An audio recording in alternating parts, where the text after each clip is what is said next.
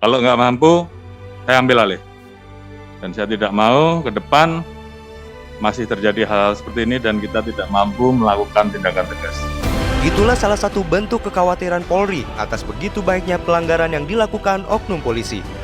Kapolri Jenderal Listio Sigit Prabowo memang tak segan menintrospeksi internal Polri.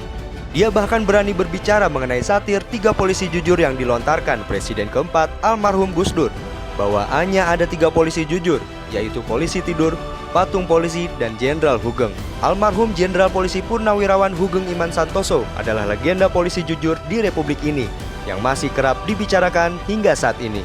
Mengambil nama dan inspirasi dari Jenderal Hugeng, Detikcom bekerja sama dengan Polri menghadirkan program Hugeng Award 2022. Program ini ingin membuktikan bahwa masih banyak polisi-polisi berintegritas yang bisa diandalkan di Republik ini.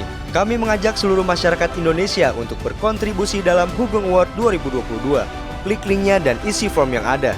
Mari ikut mengapresiasi polisi-polisi baik yang masih ada di Indonesia. Masih banyak rekan-rekan yang jauh lebih baik daripada oknum yang melakukan pelanggaran.